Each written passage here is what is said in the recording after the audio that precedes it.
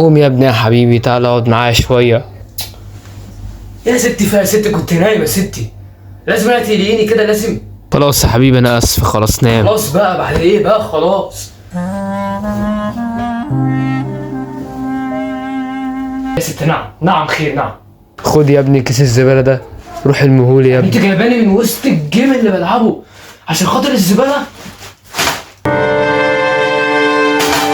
انا من الزباله بقى انت هتقرفيني ليه يا ابني بس كده، حرام عليك. خد يا ابني المشبك ده حطهولي في الحته المنشوره إيه؟ عشان انا مشغوله. انت عاوزاني احطهولي كنشور بيه؟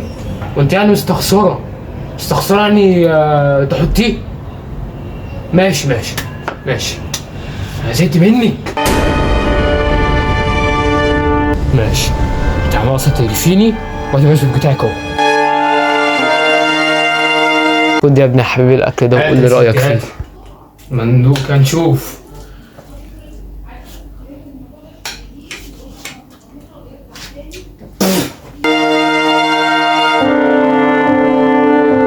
بقرفك.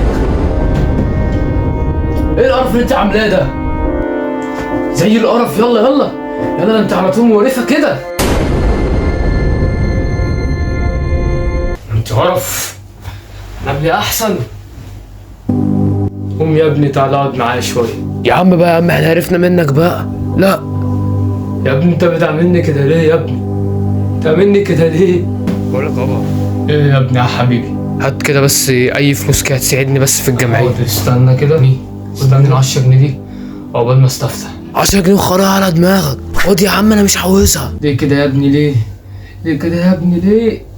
ايه ده؟ انا لسه صغير. يا لهوي، انا اتعاملت مع امي معامله وحشه قوي وانا كنت ظالمها بصراحه. هروح اصالحها. انا اسف يا ام، حقك عليا والله، انا كنت مزعلك كتير قوي مني وكنت معاملك وحش. حقك عليا انا اسف. لا عادي يا حبيبي، كده انا هعمل زعلانه كويس. منك عادي. ولما اغلط اديني بل في رجلك. معلش يا ام انا اسف.